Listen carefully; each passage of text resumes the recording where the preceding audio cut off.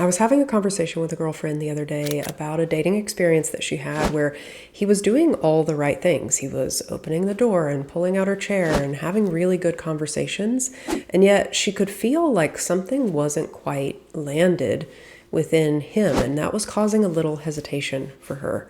And I've talked about congruence a lot on this channel, so I'll put those videos in the description below, but I want to take this a layer deeper because the conversations that we're having behind the scenes with the men that we're working with in a one-on-one context has them getting into relationships, healthy, compatible partnerships where they really admire and appreciate the level of intimacy and depth that he's capable of bringing relatively quickly, as far as how they're able to find and vet for compatibility in a totally different way than what general dating advice puts forward. So that's the conversation I want to have today. If you're new to my work, my name is Courtney Shand. I love helping men with depth learn how to step into it and lead from there. And this is part of the conversation that, like I said, we've been having behind the scenes.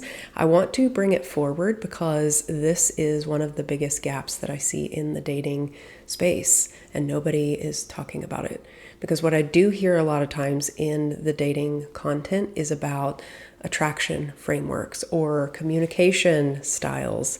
And while these aren't necessarily wrong, the question that we need to be asking instead is, what is it that you're actually optimizing for? Because most of the frameworks are about getting her interested, not necessarily maintaining her interest or creating attraction, not necessarily building and developing deeper levels of attraction that create the type of experiences that you're both wanting to have. The assumption is that attraction is the ultimate measure of success. If you can get with the most attractive person or be the most attractive person, then you've made it.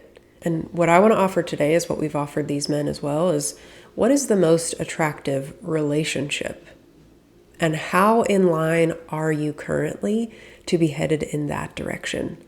This is the level of conversation that we need to be having. I would love to have it at a mass scale, but we can start just the two of us. Because what I've seen over and over again with men, especially good-hearted men who want a relationship, is that you've probably spent years learning new communication strategies or even how to attract women and what parts of yourself to put forward on a dating profile to make you more attractive. And while none of these are wrong individually, when you're optimizing for individual steps instead of seeing how these individual steps fit together, you're missing the map of where you're actually trying to go, and you end up trying to use a street view map for your cross-country road trip. And because we get influenced on a regular basis in today's day and age, you have probably been influenced to focus on these individual steps instead of how they all need to fit together, which is what has you spending time on YouTube, getting sold new strategies and new methodologies, because what you're looking for is a way to verify and validate against something bigger to know that you're on the right track for where you're wanting to go. And this used to happen all the time when I was a dietitian, when people would come to me asking about specific supplements, and what they really needed was to have a conversation about what their actual goals were, why they were wanting to add that to their routine so that they could kind of fact check for themselves if that was a worthwhile investment of their time and energy and resources. I find the same applies when it comes to our dating strategies, because the truth is strategies feel good.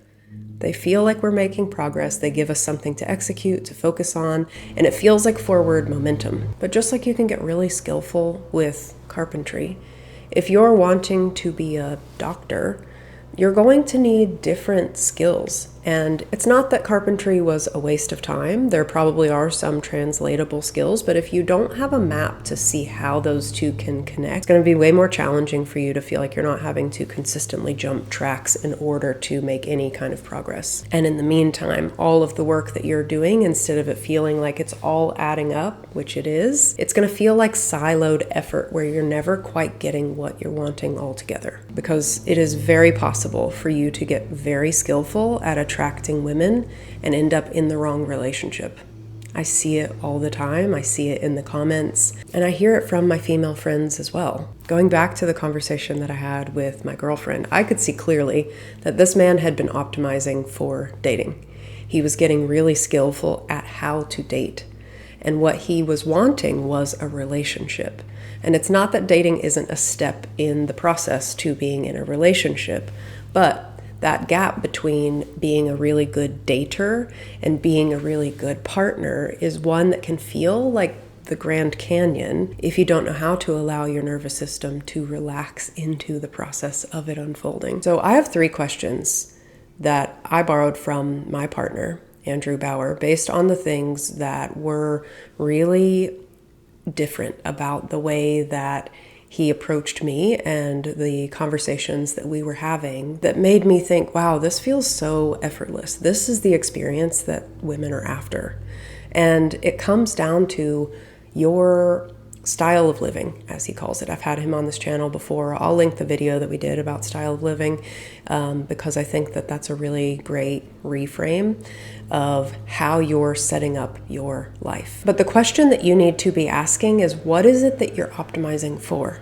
Based on the women that you have been attracted to or have been dating, the previous relationships that you've had, what would you say that you have been optimizing for? What have you been looking for as a green light to keep moving forward? What have you been looking as a signal to move towards in the dating space? And in contrast, have you been playing to win? You've actually had the clarity of what you're looking for, or have you been playing not to lose? Playing from a defensive posture where you're bracing against rejection, you're bracing against a certain outcome. And if you've been playing not to lose, that's okay. But you need to get really clear on what type of relationship you would actually thrive in. Because most men haven't asked themselves what it is that they're trying to build. They've been focused on improving their skill set and getting better at the game. But they've never asked, is this a game that I actually want to be playing? And so all the advice that we seek on YouTube is going to be filtering based on that lens. And this is why you can do years of communication work and be technically a great communicator or technically a great dater and still find yourself in the wrong fit. Because the skills aren't always the problem. Sometimes it's the target you've been aiming for. The second question you need to ask yourself is, what does your life actually need to look like to support that kind of relationship? And if there is an incongruence between the way that you're currently living, the things that you're currently doing, and the type of relationship that you would want to be a part of, those are some things that you need to iron out so that you can actually hold the type of relationship that you want. Because part of what we're bracing for is that we won't be able to hold it or keep it, or that somehow it will disappear, slip through our fingers. And this is usually because we haven't set the foundational pieces in place to support the thing that we're actually aiming for. So on some level, we are not self-sabotaging. We are aware that we are going to struggle to hold the thing that we want. And in the same way that learning what type of relationship you want shifts the questions that you start asking in dating, when you can start to look at your life and understand what needs to be lining up now before you need it to support that type of relationship, it's going to be easier for you to feel confident on a visceral level, allowing those types of people to come towards you, allowing those types of connections to be made, and allowing those types of women to see into your life in a way that gives her the information that she needs to make a decision whether she would fit there or not. And the third question is, what kind of woman would that life naturally resonate with? Because there's 2 mismatches that I see really commonly. Either the men who are doing all the right things, it's usually because they're aiming for or optimizing for the wrong type of woman. So it is going to feel like you're always doing the right things. You're always having to put in effort, and she's either never completely satisfied or she can't appreciate you for who you are. And it's usually because there's an incompatibility in the type of women that you feel attracted to, usually because you're optimizing for something else, like common interest or looks. I did a whole video on compatibility. I'm not going to get too far into that. I'll put it here if you want to learn more about that one. But that's one area that we need to clean up as well. And the other way that I see this showing up is that the women who would be really drawn to the life that you're envisioning with the type of relationship that you genuinely want are going to be the ones who naturally screen you out when you're not leading from your own depth.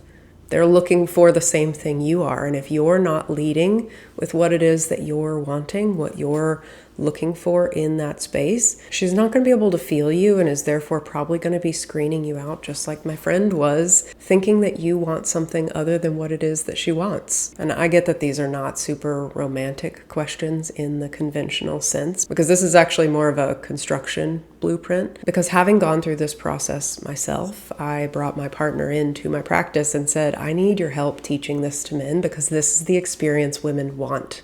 And as we've been teaching this behind the scenes, and the men that we've been teaching this to have been finding themselves relatively quickly in really healthy, compatible partnerships because they've shifted what it is that they're looking for. And instead of optimizing for attractiveness or communication strategies, they're optimizing for clarity. And more importantly, they're bringing it. And I think the deeper reason why most men skip this step is because getting clear on the outcome that you actually want and then organizing your effort in that direction requires you to actually find out if what you want is available and if you are actually showing up in a way that makes you available to it, and also if something better is available. And these three things are actually really scary on a nervous system level, which is why all of our work centers around learning how to be with the nervous system activation and sensations that occur when you step into uncertainty. Because I'm not going to lie to you, it is more confronting than improving your skills to get better at the game. The game gives you something you can execute and something you probably feel good executing, whereas building discernment requires you to be with a level of